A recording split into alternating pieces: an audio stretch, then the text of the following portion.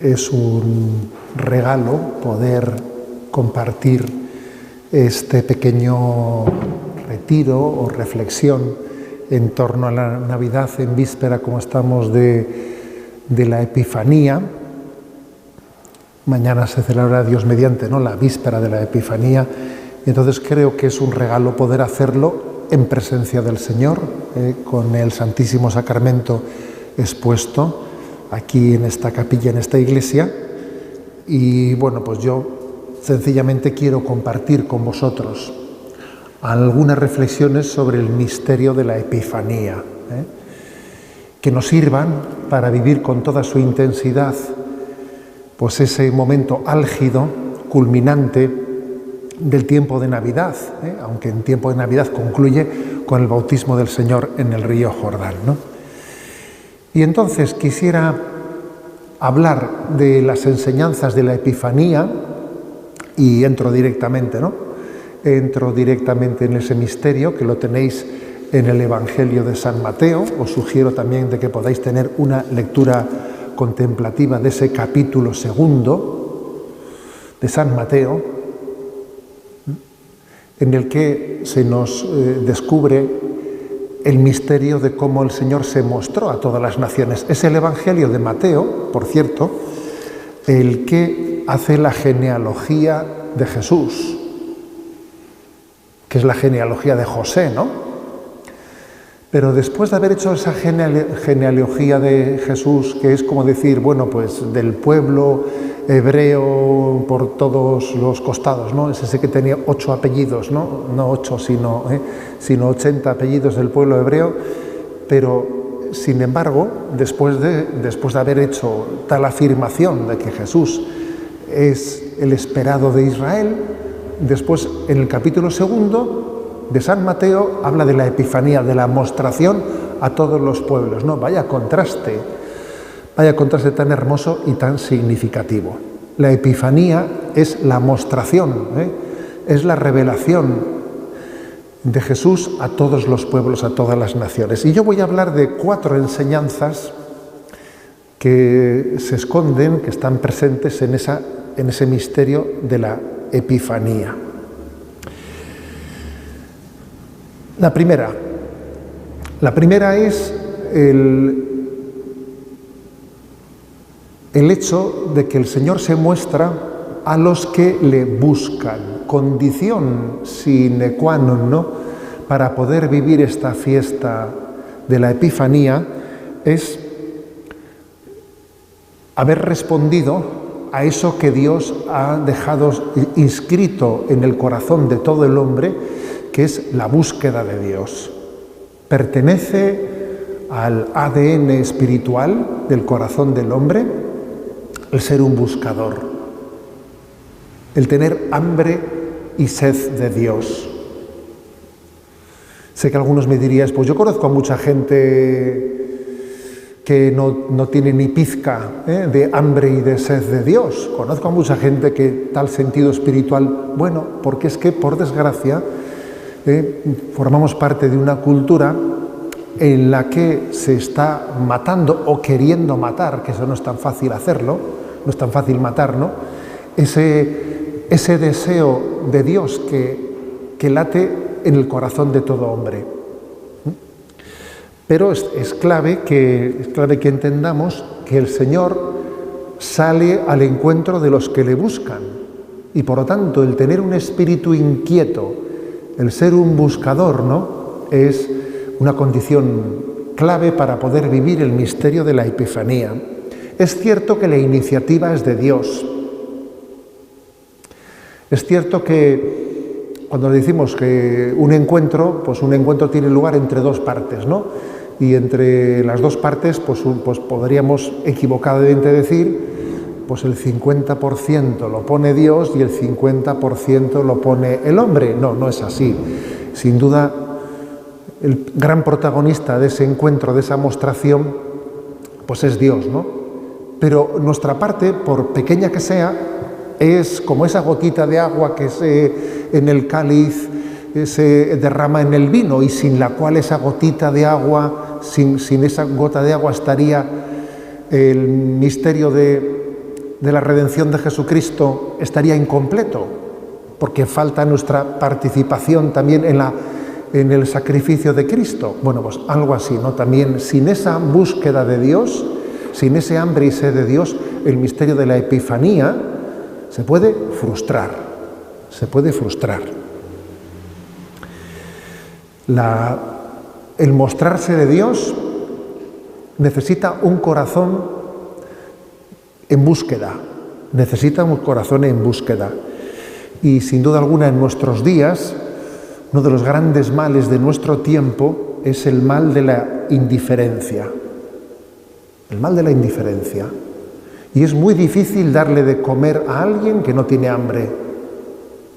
Bien lo sabéis las madres, que a veces habéis vivido pequeñas torturas, ¿no? Torturas queriendo alimentar a un niño que no tiene apetito, y a ver cómo le engaño para darle de comer. Y cojo la cucharilla y estoy ahí, pues, a ver cómo le engaño y le abro la boca, jugando al avión con la cucharilla. Y es una pequeña tortura dar de comer a alguien que no muestra hambre. Pues eso le tiene que pasar a Dios en grado sumo cuando Él tiene un gran tesoro para comunicar a un hombre que no muestra el deseo de Él, ¿no? Como dar de comer a alguien que no tiene hambre. Por eso el Evangelio no solo ha venido a dar respuesta a los grandes deseos del hombre, sino que el Evangelio también ha venido a suscitar en el corazón del hombre los grandes deseos, a suscitarlos.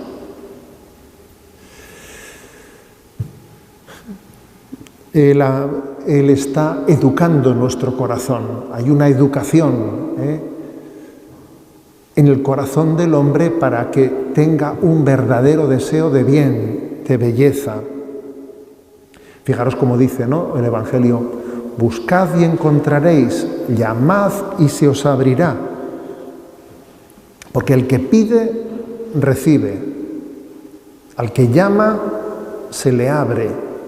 Por lo tanto, hay que pedir. Para poder pedir hay que sentir la necesidad y tener un deseo. Todo eso está unido. Todo eso está unido, ¿no? Si no existe un deseo, no se pide. Si no se pide, no se recibe.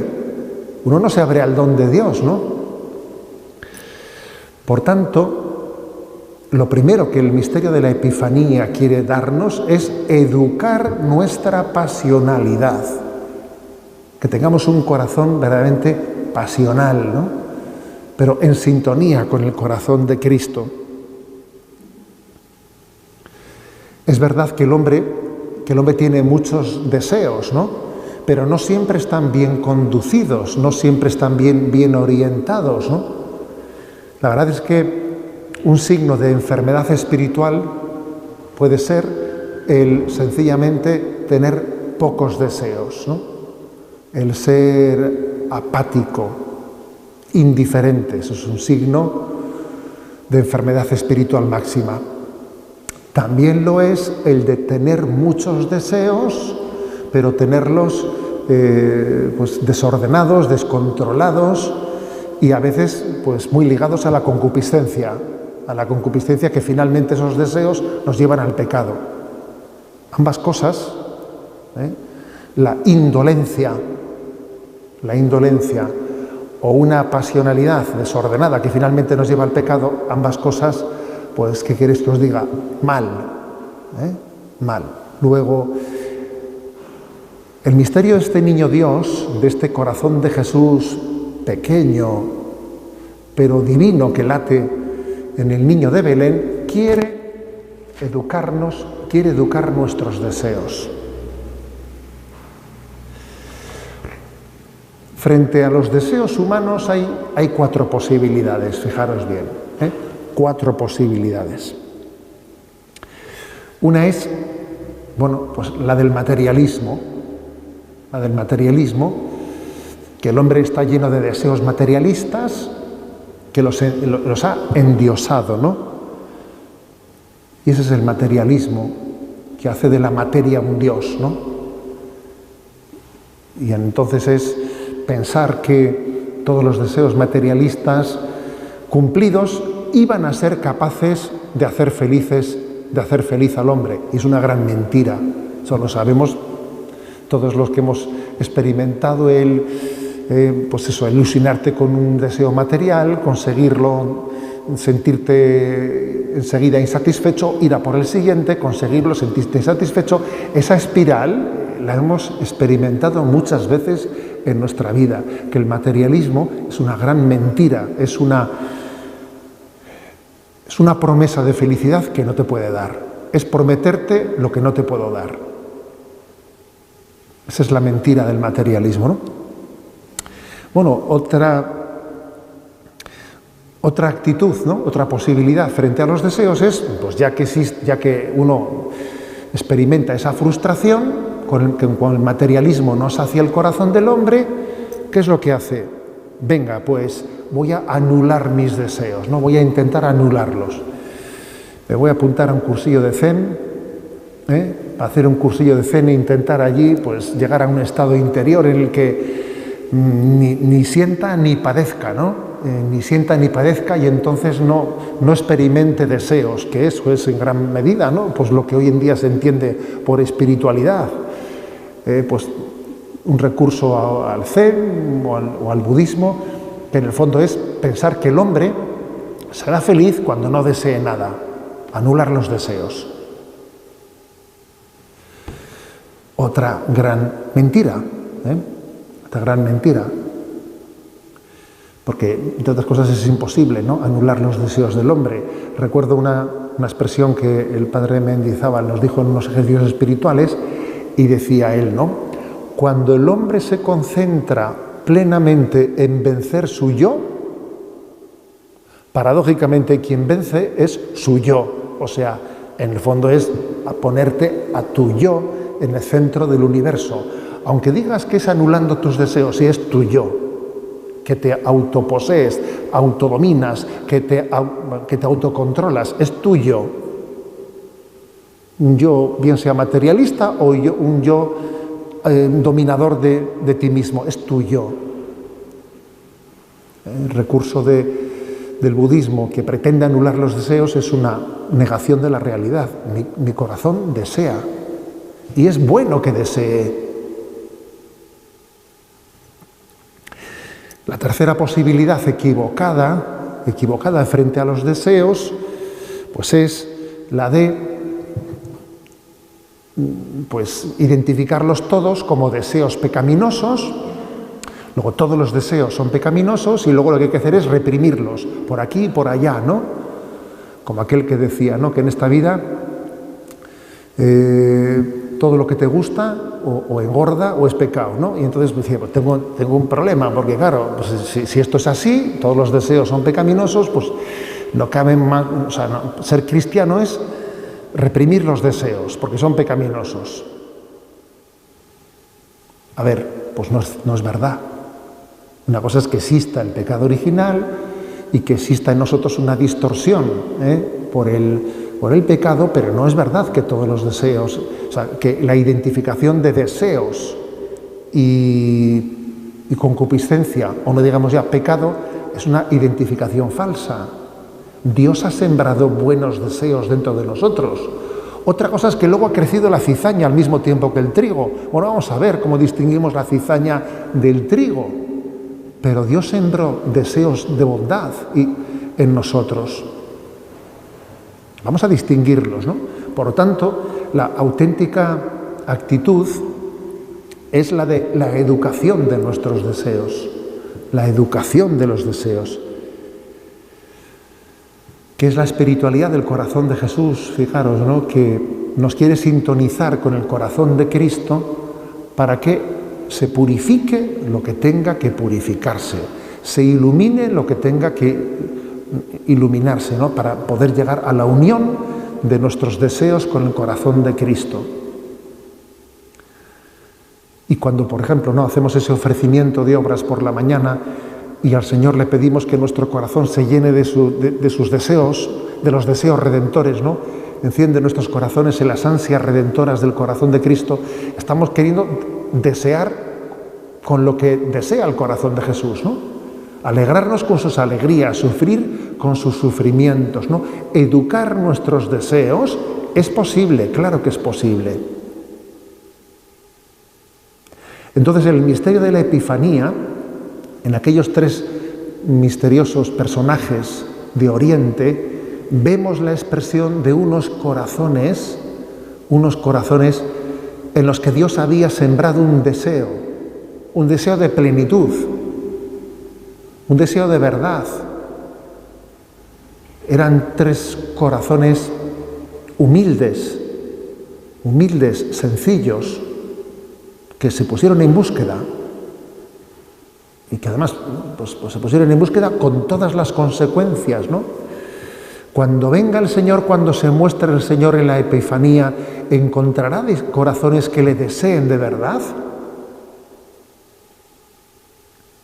Dice el Evangelio, ¿no? Cuando vuelva el Hijo del Hombre, ¿encontrará fe en esta tierra? Bueno, pues formulémoslo desde otra expresión. Al mostrarse el Señor en la Epifanía, ¿encontrará corazones que le deseen? ¿Que le deseen? Porque claro, eso es Hace poco, días atrás, hemos inaugurado ahí en la Basílica de Santa María, en la parte vieja, pues ahí en el Museo Diocesano, un Belén napolitano, pues muy hermoso, muy precioso. Y claro, en un Belén napolitano, como allí se representan, pues eso, ¿no? Es una profusión de todo lo que es la sociedad napolitana, figuras por todos los lados, ¿no? Pues claro, enseguida, pues inevitablemente, pues los ojos de los visitantes pues van a montones de detalles, de figuras, etcétera, en los que la presencia allí de Jesús pues acaba quedando casi en un segundo lugar, porque todos son detalles fíjate pues las bailarinas, y fíjate esto, y fíjate lo otro, ¿no? Entonces en la inauguración, ¿no? Pues lógicamente pues quien había sido un poco la diseñadora de las imágenes, pues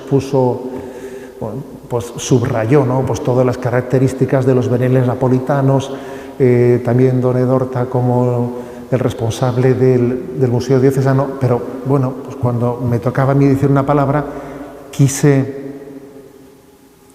subrayar de cómo cuando nosotros decimos en nuestro refranero se armó el Belén, la expresión se armó el Belén es menudo lío, ¿no? Y menudo lío quiere decir que ante la llegada de Jesús, pues ha habido situaciones o tomas de postura absolutamente contradictorias. Vino a su casa y los suyos no le recibieron. Algunos ni le esperaban, ni tenían noticia, ni tenían disposición. Se armó el Belén. Es que Jesús es signo de contradicción. Y es signo de contradicción porque queda patente que no es para todos el esperado, el deseado.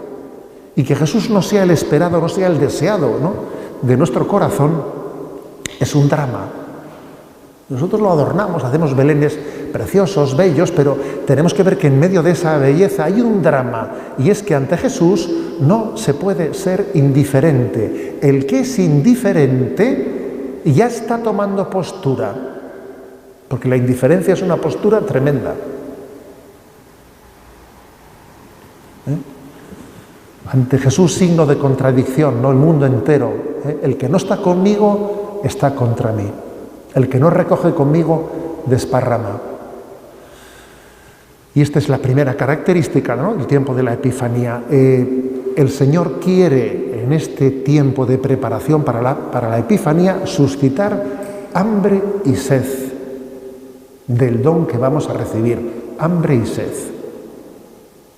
Pide esa gracia, pide la gracia de lo que haya en ti de rutina, indiferencia, falta de ilusión. Ojo, que el Señor lo purifique. En segundo lugar,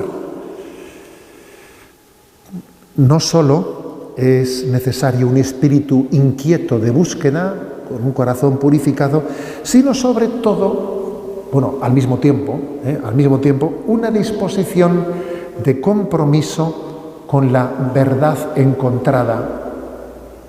Dice Mateo 2:11, entraron en la casa, vieron al niño con María su madre y cayendo de rodillas lo adoraron. ¿Por qué subrayo esto? Pues porque hay que estar atentos ante una actitud a la que le gusta buscar, juega a buscar, pero en realidad no quiere encontrar.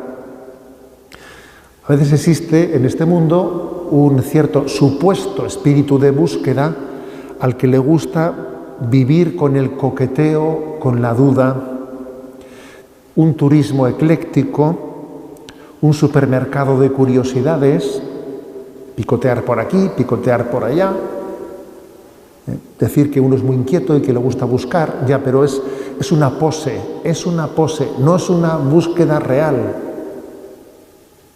En el fondo es una especie de relativismo disimulado,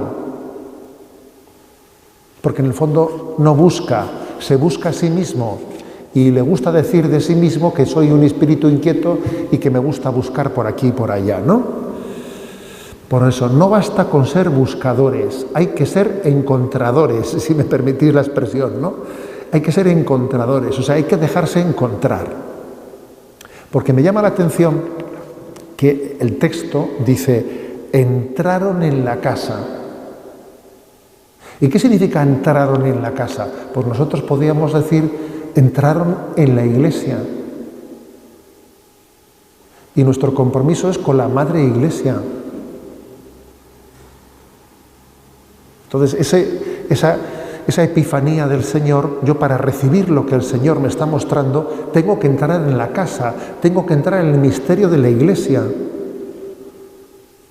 y confiar que en el seno de la Iglesia el Señor ha puesto, ¿no?, ha depositado el tesoro de la revelación. Entonces yo fuera de la Iglesia, al margen de la Iglesia, yo no puedo recibir esa manifestación del Señor, porque el Señor lo ha querido encomendar a la Iglesia, ¿no? De hecho, fijaros, cuando hacemos una profesión de fe, la Iglesia tiene costumbre, cuando alguien le pide pues un cargo concreto, ¿no? Un cargo concreto, pues uno va a ser vicario del obispo, o va a ser arcipreste o lo que sea, ¿no? Va a asumir un cargo, se le pide a tal que haga una profesión de fe. Y en esa profesión de fe, a mí siempre me ha llamado la atención una expresión que ahora os la comparto, ¿no? La fórmula es, ¿no? Yo, José Ignacio, creo con fe firme y profeso todas y cada una de las cosas contenidas en el símbolo de la fe. Y entonces las profesiones de fe suelen empezar a describir, bueno, pues creo en Dios Padre, creo en Dios Hijo, pero según ha ido desarrollando todo al final, para que no haya dudas de que yo no creo en las cosas a mi manera, yo no hago una fe a mi manera, lo mío no debe de ser una fe de supermercado, en la que con esto me identifico, con esto un poco menos. No. Lo mío no puede ser una fe de supermercado, de que cojo lo que me conviene. No es así.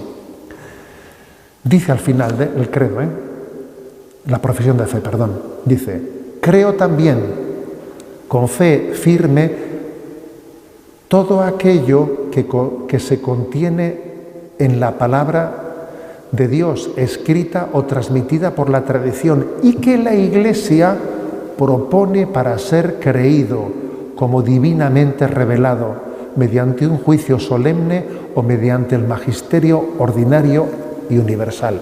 Es decir, ¿tú en qué crees? ¿En lo que la Iglesia me ofrece como materia de fe? No voy a ser yo el que decida en qué creo y en qué no creo. No, yo entro en la Iglesia. Entraron en la casa y se arrodillaron. La fe es todo un conjunto. La fe es una gran sinfonía que ha sido depositada, ¿no?, en el depósito de la fe. Esa es una expresión que tenemos que enamorarnos de ella, el depósito de la fe. El Señor depositó en manos de la Iglesia el don de la fe. Y repito la expresión, ¿no? Creo en todo aquello que la Iglesia propone para ser creído. abro el catecismo de la Iglesia Católica y digo, esta es la fe de la Iglesia, esta es la fe, y la acojo, y cojo la Sagrada Escritura, la acojo, cojo el catecismo, lo acojo, y en su integridad. Fijaros, hay dos maneras de leer o de acercarse al magisterio, o a la palabra de Dios, o al catecismo, ¿no? Una es, busco aquellos pasajes que me son especialmente significativos, con los que me identifico, y digo, oye, qué precioso esto, qué estupendo, ¿no? Me quedo con ello, le doy vueltas, tomo apuntes, y luego sigo leyendo, esto no me interesa tanto, esto no me interesa, voy pasando páginas, ¿no? Hasta que encuentro una que me interesa.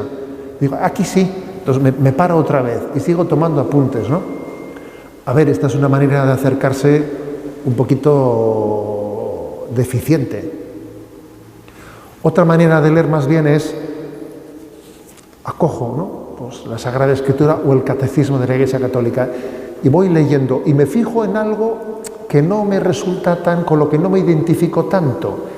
Y entonces en vez de pasarlo rapidito, no, me voy a quedar más en esto, porque justo si esto tengo más dificultad de comprensión en esto, será porque yo tengo una carencia que tengo que educar. Luego, no voy a pasar rapidito aquello con lo que no me identifico, más bien me voy a fijar especialmente en ello, porque es la única manera de acoger el conjunto de la fe, la totalidad de la fe.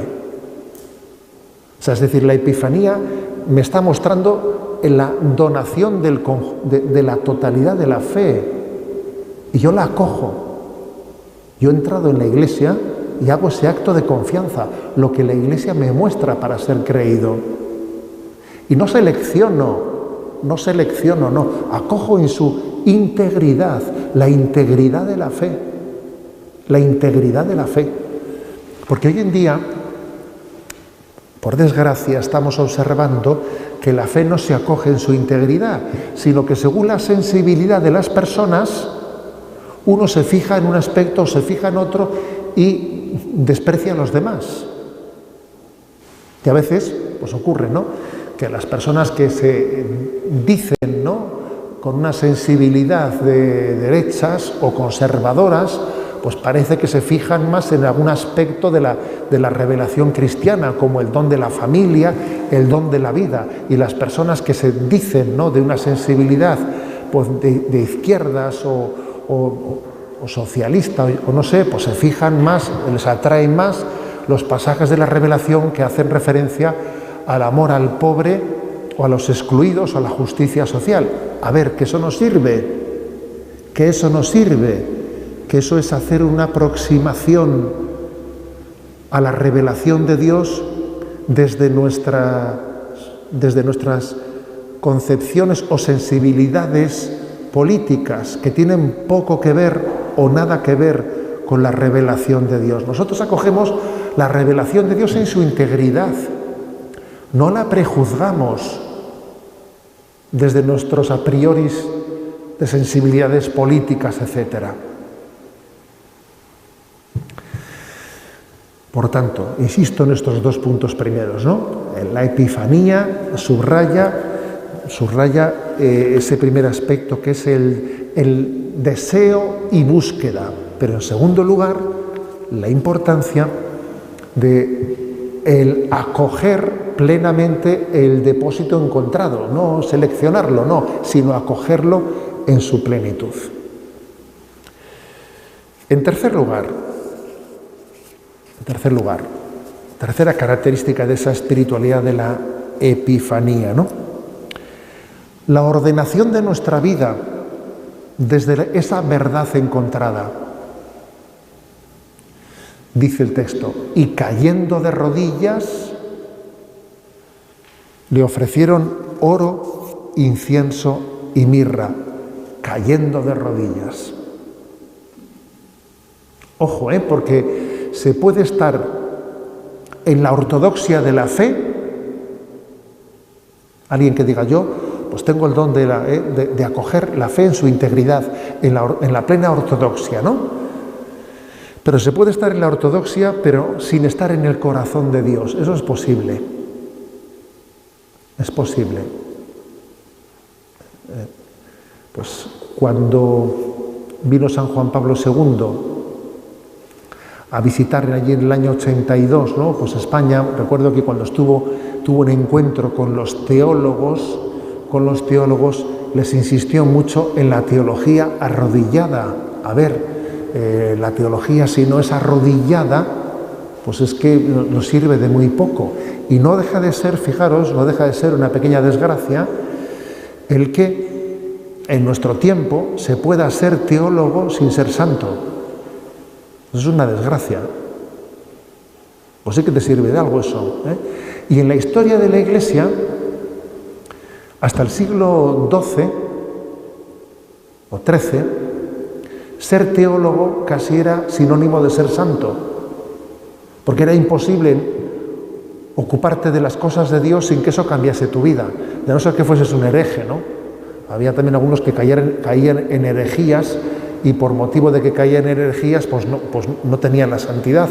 Pero aquellos teólogos que vivían en la ortodoxia de la Iglesia pues eran santos, porque es que claro, estar en medio de las cosas de Dios sin que las cosas de Dios te transformen interiormente, es como nadar sin mojarte. Oye, ¿cómo puede nadar sin mojarse uno? ¿Cómo puedes estar metido en la teología, empapado en las cosas de Dios, sin que eso te lleve a la conversión, ¿no?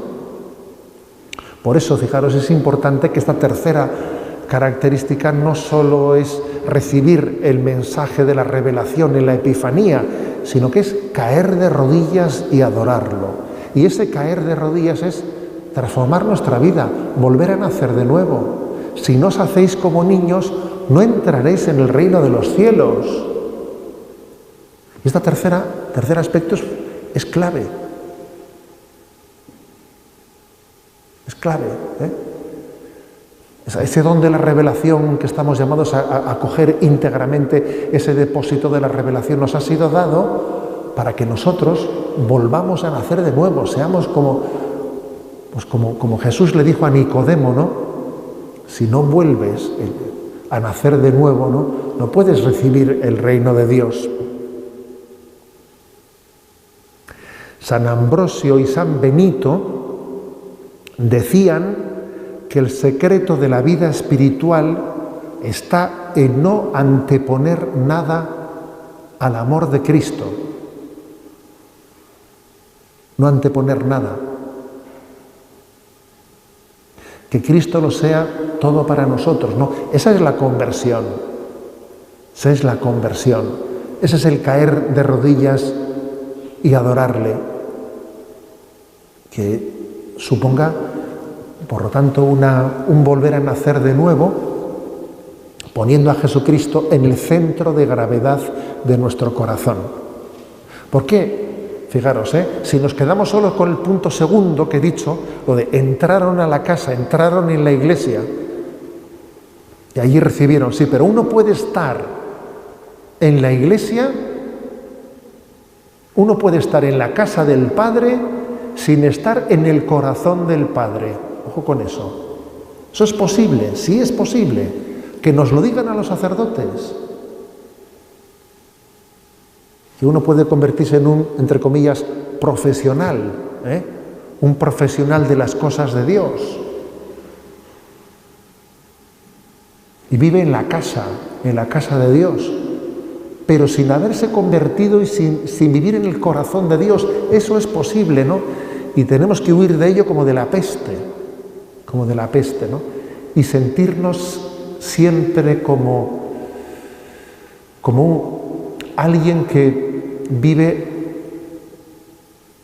pues el encuentro de la llamada a la conversión como si fuese la primera vez que lo recibiese, ¿no? Un cristiano es aquel que no se cansa nunca de estar empezando siempre, y siente la llamada a la conversión con plena frescura y no permite que la frescura de la llamada a la conversión se pierda nunca. Tiene su plena esperanza en la santidad. Porque os voy a decir una cosa, para mí un signo de que alguien tiene una vida cristiana bien orientada, ¿sabéis cuál es? Yo le haría la siguiente pregunta a alguien: ¿tú tienes esperanza en la santidad? A ver, esa pregunta es un test inmejorable. Si alguien tiene esperanza en la santidad, su vida cristiana está bien planteada. Pero dice, esperanza en la santidad, madre mía, ¿no? Si nos falta esperanza en la santidad es que nuestra vida cristiana pues está tocada, no está bien orientada. Estamos en la casa del Padre sin estar en el corazón de Dios. Eso es un drama. Sí, nos hemos adherido a toda la fe católica. Vivimos en la plena ortodoxia. Sí, eso es muy importante, claro que es muy importante. Pero no hemos al mismo tiempo acogido la llamada a nacer de nuevo y a arrodillarnos, ¿no? Presentándole nuestras ofrendas, oro, incienso y mirra. Y cada uno sabe qué es ofrecerle al Señor todo lo que tenga que ofrecerle para que ese acto de adoración nazca de una verdadera conversión. Ofrecerse Él, ofrecerle tus pecados tal vez. ¿Qué le ofrecería al Señor? Ofrécele tus pecados. Ofrécele tus pecados, ¿no? He contado yo varias veces, el obispo siempre suele ir el día de Reyes a la prisión de Martutene, ¿no? Y recuerdo hace unos años, pues que tal día, el día de la Epifanía, estaba en la prisión predicando a los internos, y entonces, pues, se me ocurrió decir, y vosotros estaréis pensando, porque yo estaba hablando de la ofrenda de los magos de Oriente, ¿no? De oro, incienso y mirra, y estarás tú pensando, ¿y yo qué puedo ofrecerle al Señor? Si no tengo nada, si estoy aquí preso, ¿no? Si no tengo nada.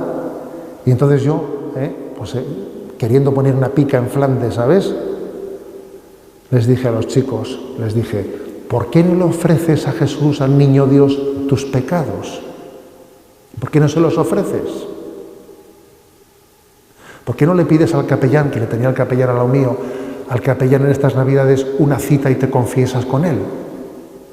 Dije eso, y va el capellán, me corta y me dice, don José Ignacio, ya estamos confesándonos todos, no sé cuántos faltan por confesarse, dijo ahí a la sala, faltaban por confesarse unos pocos.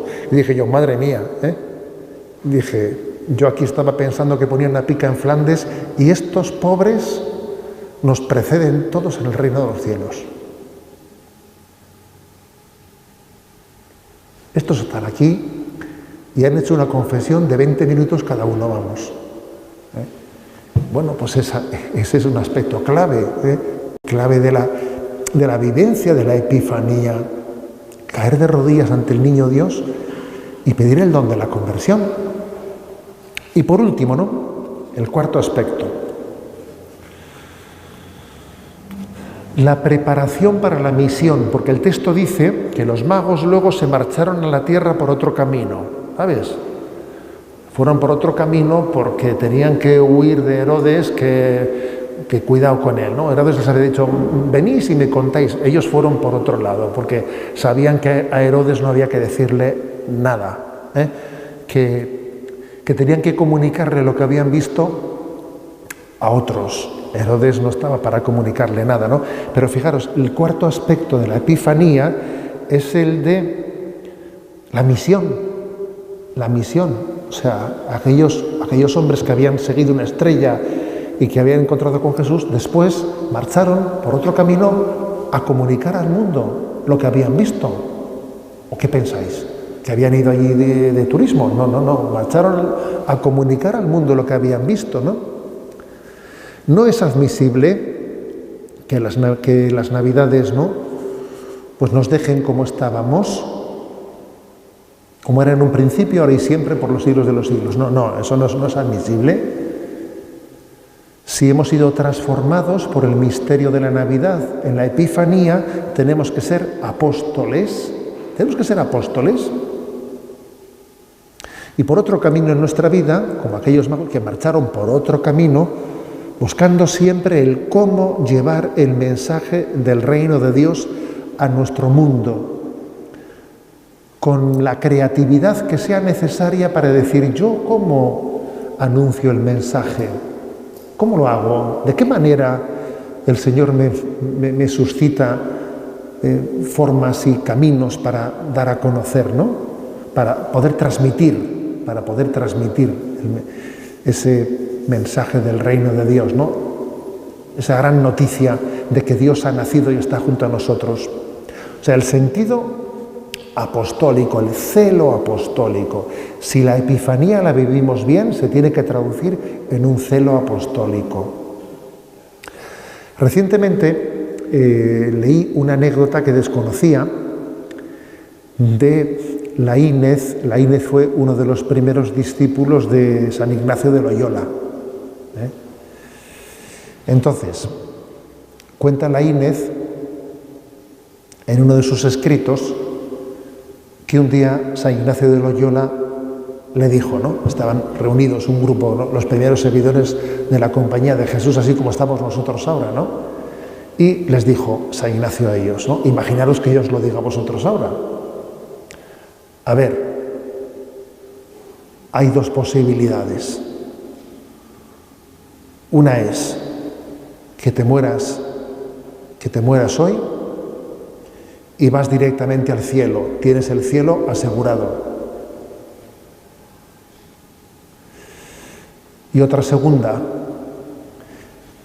que te quedes más tiempo para trabajar y predicar por el reino de Dios, ¿no? Y ganar almas, pero entonces tu salvación no está asegurada. Y claro, y Laínez escuchó eso y dijo, yo la primera, que tengo el cielo asegurado, claro. Pero San Ignacio le dijo, pues yo elijo la segunda. Aunque corra peligro, aunque mi salvación en la segunda no esté asegurada, pero hemos nacido para buscar almas para Dios. Hemos nacido no solo para ir yo al cielo, sino para llevar a unos cuantos conmigo. San Ignacio dijo, yo elijo la segunda. Pues un episodio impresionante, un episodio impresionante, porque claro, ese episodio hoy en día lo cuentas y la gente diría, bueno, yo elijo la segunda pero por no morirme hoy, claro, pero obviamente no ese es el contexto, ¿no? El contexto en el que tiene allí lugar aquel discernimiento. Ignacio le dice, yo elijo la segunda, porque aunque mi salvación no esté asegurada, el Señor nos ha pedido a todos nosotros, ¿no? Que seamos instrumentos suyos para ganar almas a Dios. Ese es.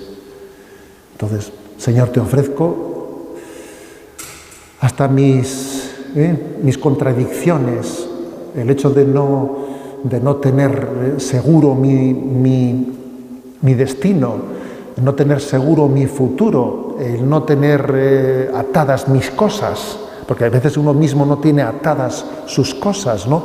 Pero te lo ofrezco para ganar más almas para ti. Nosotros diríamos, voy a atar todas mis cosas bien atadas y cuando tenga lo mío bien solucionado, a ganar almas. Y el Señor te dice, no, eso no es así. Hasta esa inseguridad que tú tienes hacia ti mismo, esa no satisfacción de tu propia vida espiritual, ¿no? Que te gustaría pues tener solucionadas muchas cosas que todavía no te ves Señor y dueño de ellas. Bueno, tú ofréceselas al Señor por la salvación de las almas y pídele conversiones y vocaciones, conversiones y vocaciones, conversiones y vocaciones. Que en el fondo es el gran don que la Iglesia necesita, conversiones y vocaciones.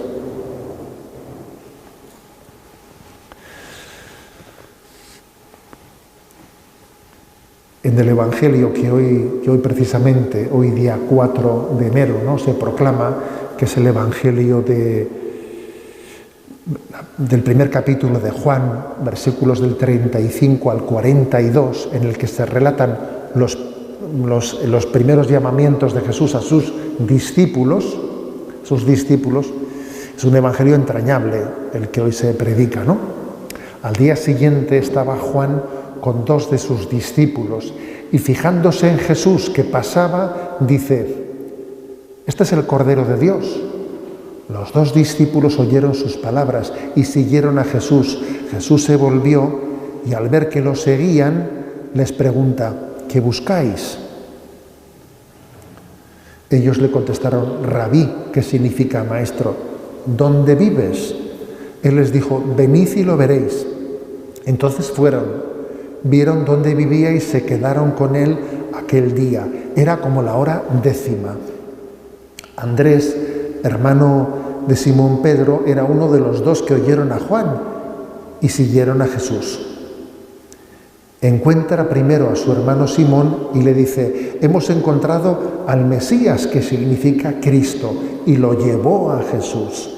Jesús se le quedó mirando y le dijo: tú eres Simón, el hijo de Juan, tú te llamarás Cefas, que se traduce Pedro. O sea, es decir, que en cuanto que habían sido encontrados por Cristo,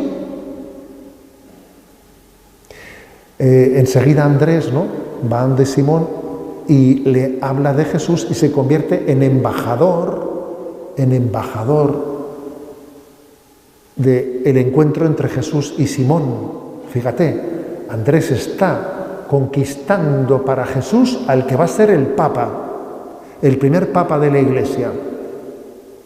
Menudo apostolado, ¿eh? Yo creo que nunca, jamás habrá ocurrido, ¿no?, que alguien diga: pues mira, el Señor se sirvió de instrumento para poder llevar a Jesús, al que iba a ser la piedra sobre la que el Señor fundase su Iglesia.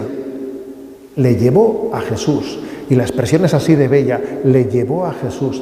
La Epifanía consiste también en ese apostolado, llevar a Jesús.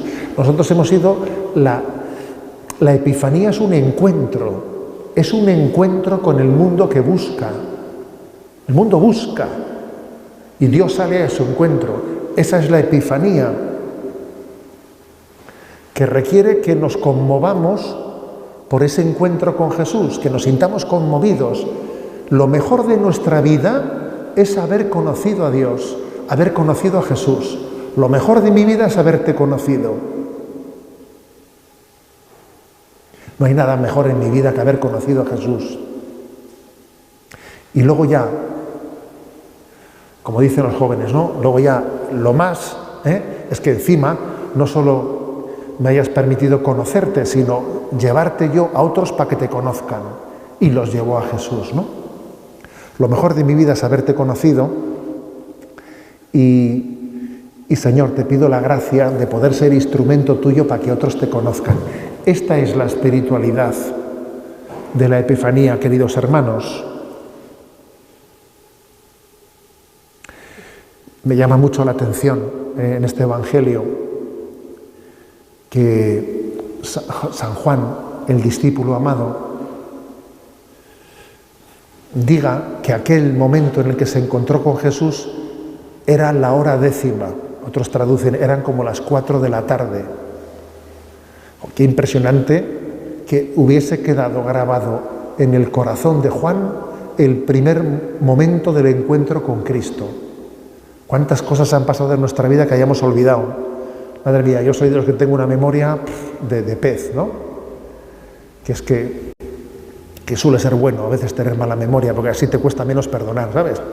Entonces, pues mira, te olvidas de las cosas y entonces el que tiene mala memoria es difícil que sea rencoroso, pues tiene su ventaja en tener mala memoria,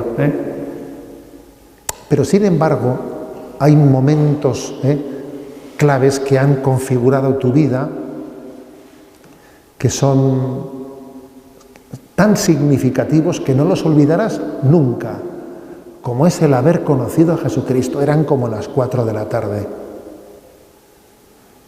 cuando Jesús le dijo a Juan: ¿qué buscas? Y Juan le dijo: Maestro, ¿dónde vives?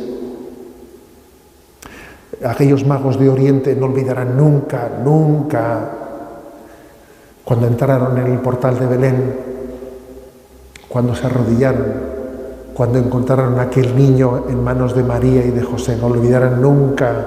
Ese fue un encuentro que configuró completamente su vida. como un Francisco Javier jamás olvidará aquel día que se encontró con Ignacio de Loyola en París, en la universidad, y le dijo: Javier, ¿de qué te sirve ganar el mundo entero si pierdes tu vida? Hay encuentros que marcan nuestra vida y que jamás serán olvidados. Ese es el encuentro de la Epifanía. Al Señor le pedimos estas 4 cosas que hemos dicho, ¿no?, en esta reflexión. Primero, deseo ardiente de Él. Segundo, ¿no?, compromiso con esa revelación que Dios, acogida plena de esa revelación que Dios nos muestra, acogida plena de esa revelación en el seno de la Iglesia. En tercer lugar, la llamada a la conversión, a volver a nacer de nuevo para poder vivir en el corazón de Dios como un niño que todo lo espera de su Padre. Y en cuarto lugar, ¿no?, participar de esa misión de quien ha descubierto a Cristo, ha sido encontrado por Cristo y se convierte en testigo, en apóstol, en enviado. Vamos a pedir esa gracia, estas 4 gracias especialmente en esta Epifanía. Gloria al Padre, al Hijo y al Espíritu Santo, como era en el principio, ahora y siempre, por los siglos de los siglos.